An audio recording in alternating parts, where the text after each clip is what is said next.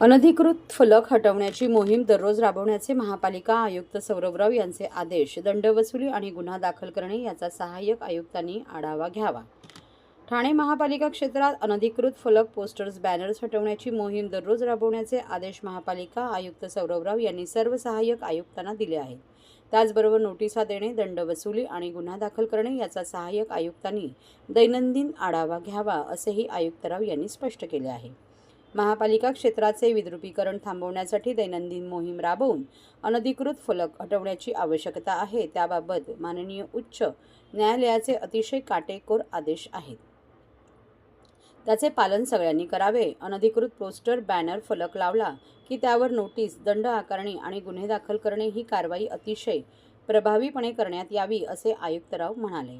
ठाणे महापालिकेच्या नागरी संशोधन केंद्र येथे आयुक्त सौरभराव यांनी बुधवारी सायंकाळी सर्व उपायुक्त, सहाय्यक आयुक्त, विभाग प्रमुख, कार्यकारी अभियंता यांची आढावा बैठक घेतली. त्यास अतिरिक्त आयुक्त 1 संदीप माळवी, अतिरिक्त आयुक्त 2 प्रशांत रोडे, नगर अभियंता प्रशांत सोनाग्रा उपस्थित होते.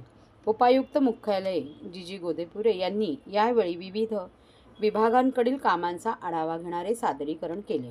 जानेवारी महिन्यात वृक्ष छाटणीचा पहिला टप्पा. दरवर्षी पावसाळ्याच्या आगमनापूर्वी केल्या जाणाऱ्या वृक्ष छाटणीबाबत तक्रारी येतात.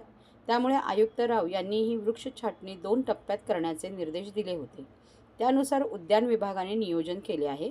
जानेवारी महिन्यापासून झाडांच्या वाढलेल्या आणि धोकादायक स्थितीतील फांद्या, धोकादायक वृक्ष यांची पाहणी करून त्यांच्या छाटणीचे काम हाती घेण्यात येणार आहे. हे काम वेळेस सुरू करण्याची सूचना आयुक्तराव यांनी बैठकीत दिली. शाडूच्या मूर्ती किफायतशीर दरात मिळाव्यात म्हणून प्रयत्न करावा. ठाणे महानगरपालिका क्षेत्रात सन 2024च्या गणेशोत्सवात सुमारे 30% या शाडूच्या मूर्त्या होत्या. हे प्रमाण पुढील वर्षी वाढवण्यासाठी पर्यावरण विभागाने 6 महिन्याचा कालबद्ध कार्यक्रम हाती घ्यावा, असे निर्देश आयुक्तराव यांनी दिले आहे. सन 2025च्या गणेशोत्सवात ठाणेकरांचा शाडूच्या मूर्तीकडील कल वाढावा. त्यासाठी त्या मूर्ती किफायतशीर कशा होतील यासाठी प्रयत्न करावे. मूर्तिकार, गणेश मंडळे, पर्यावरण विषयातील संस्था यांच्या मदतीने याबाबत जनजागृती करण्यात यावी. मूर्तिकारांशी संवाद साधून त्यांना शाडूची माती आणि कार्यशाळेसाठी जागा आगाऊ उपलब्ध करून द्यावी, असेही आयुक्तांनी सांगितले. रस्तोरस्ती लागणाऱ्या मूर्ती विक्री केंद्राऐवजी केंद्रित पद्धतीने ठिकठिकाणच्या मोकळ्या जागांमध्ये मैदानात स्टॉलची व्यवस्था करावी, म्हणजे रस्ते वाहतूक आणि पादचाऱ्यांना अडथळा येणार नाही. याची दक्षता सहाय्यक आयुक्तांनी आपापल्या प्रभागात घ्यावी, असे आयुक्त म्हणाले. महाराष्ट्रातील भगिनींना आधार देणारी राज्य शासनाची मुख्यमंत्री माझी लाडकी बहीण योजना. या योजनेअंतर्गत अल्प उत्पन्न गटातील 21 ते 65 वयोगटाच्या भगिनींना मिळणार दरमहा 1500 रुपयाची मदत. अर्ज करण्यासाठी 31 ऑगस्ट 2024 पर्यंत मुदतवाढ. कुटुंबाचं वार्षिक उत्पन्न 2.5 लाख रुपयांपेक्षा कमी असलेल्या महिला पात्र. कुटुंबाकडे पिवळं किंवा केशरी रेशन कार्ड असल्यास उत्पन्नाचा दाखला आवश्यक नाही. पांढरं रेशन कार्ड असेल किंवा रेशन कार्ड नसेल तर कुटुंबाचं वार्षिक उत्पन्न 2.5 लाखांपेक्षा कमी असल्याचा दाखला आवश्यक. योजनेसाठीचा ऑनलाईन अर्ज नारी शक्ती दूत ॲपवरून किंवा पोर्टलवर भरता येईल. ज्या भगिनींना ऑनलाईन अर्ज भरता येत नसेल त्यांच्यासाठी अंगणवाडी, ग्रामपंचायत, वॉर्ड ऑफिस, सेतू सुविधा केंद्रामध्ये किंवा आशाताई बचत गटाच्या CRP यांची मदत उपलब्ध. आता आपल्याला अभिमानानं म्हणता येईल, सुखी आणि सुरक्षित आहे माझी लाडकी बहीण.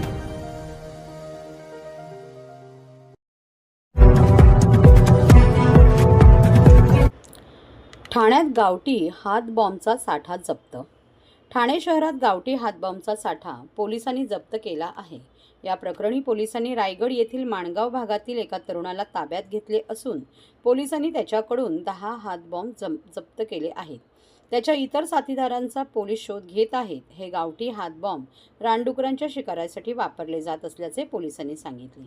साकेत रोड परिसरात एक जण गावठी हातबॉम्ब घेऊन येत असल्याची माहिती ठाणे पोलिसांच्या गुन्हे अन्वेषण शाखेला मिळाली होती. या माहितीच्या आधारे गुन्हे अन्वेषण शाखेच्या मध्यवर्ती शोध कक्षाचे वरिष्ठ पोलीस निरीक्षक संजय शिंदे यांच्या पथकाने सापळा रचला. त्यांच्या पथकासोबत बॉम्ब शोधक आणि नाश पथक, श्वान पथक होते. पथकांच्या साकेत परिसरात तरुणाला ताब्यात घेतले. त्याच्या बॅगेची तपासणी केली असता बॅगमध्ये 10 हातबॉम्ब आढळून आले. त्याच्या इतर साथीदारांचा पोलिसांकडून शोध घेतला जात आहे. हे हात बॉम्ब रानडुकरांच्या शिकारीसाठी वापरले जाणार होते, अशी माहिती पोलिसांना दिली.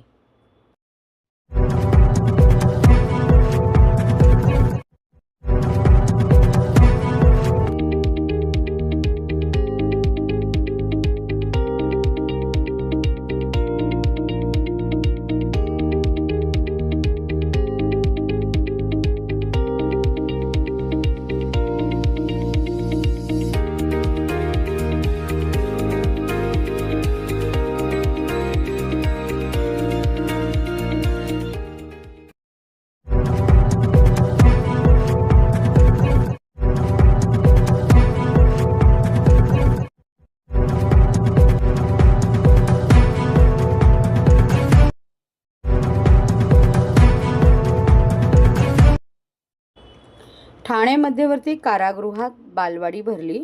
ठाण्याच्या मध्यवर्ती कारागृहात आता बच्चे कंपनीचा किलबिलाट ऐकायला मिळणार आहे. कारागृहात शिक्षा भोगत असलेल्या महिला कैद्यांच्या मुलांसाठी नन्हे कदम या बालवाडीचा आरंभ बुधवारी करण्यात आला असून महिला कैद्यांच्या मुलांसाठी कारागृह प्रशासनाने उपक्रम राबवला आहे. एखाद्या गुन्ह्यात शिक्षा झालेली आई कारागृहात असताना त्यांची मुले आता कारागृहातच शिक्षणाचे धडे गिरवणार आहे. ठाण्याच्या मध्यवर्ती कारागृहात सध्याच्या घडीला जवळपास 140 महिला विविध गुन्ह्यात शिक्षा भोगत आहेत. त्यापैकी अनेक महिला कैद्यांच्या मुलांना शिक्षणापासून वंचित राहावे लागत असल्याने कारागृह प्रशासनाने प्रवेशद्वाराजवळ बालवाडी तसेच पाळणाघराची उभारणी केली आहे. कारागृहातील महिला कैद्यांसोबत असलेल्या वय वर्ष 3 ते 6 वयोगटापर्यंतच्या मुलांना कारागृहाच्या बाहेर सर्वसामान्य मुलांप्रमाणे बालवाडीचा आनंद घेता येणार आहे. ठाणे कारागृहात सद्यस्थितीत महिला कैद्यांची एकूण 4 मुलांनी अंगणवाडीत प्रवेश केला आहे. अंगणवाडी झाल्यानंतर मुलांना संध्याकाळी पुन्हा त्यांच्या आईकडे सुपूर्त करण्यात येणार आहे. तसेच ज्या महिला अधिकारी कर्मचारी कारागृहात आपले कर्तव्य बजावत आहेत त्यांच्या मुलांना घरी सांभाळ करण्यासाठी कोणी नाही अशा 8 मुलांना नन्हे कदम पाळणाघरात ठेवण्यात येणार असल्याची माहिती कारागृहाच्या अधीक्षक राणी भोसले यांनी दिली.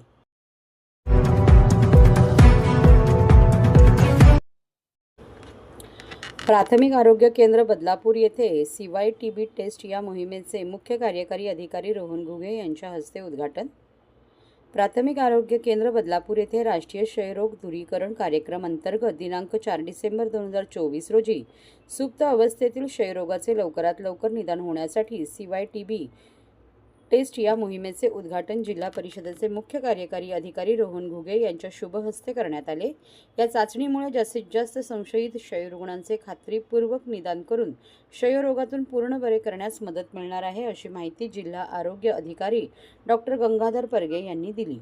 यावेळी जिल्हा माता व बालसंगोपन अधिकारी डॉक्टर स्वाती पाटील, जिल्हा समाज कल्याण अधिकारी उज्ज्वला सपकाळे, जिल्हा क्षयरोग वैद्यकीय अधिकारी डॉक्टर तरुलता धानके, डॉक्टर अर्चना मोहिते, तालुका आरोग्य अधिकारी पंचायत समिती अंबरनाथ डॉक्टर श्री प्रशांत कनोजा, वैद्यकीय अधिकारी प्रा केंद्र बदलापूर डॉक्टर अश्विनी वाणे, वैद्यकीय अधिकारी प्रा केंद्र बदलापूर डॉक्टर केतकी गायकवाड तसेच प्राथमिक आरोग्य केंद्रातील अधिकारी व कर्मचारी उपस्थित होते. आशा स्वयंसेविका, नागरी प्राथमिक आरोग्य केंद्र बदलापूर संजीवनी पाटील यांनी रेखाटलेली आरोग्य शिक्षणपर रांगोळी कार्यक्रमाचे मुख्य आकर्षण ठरले.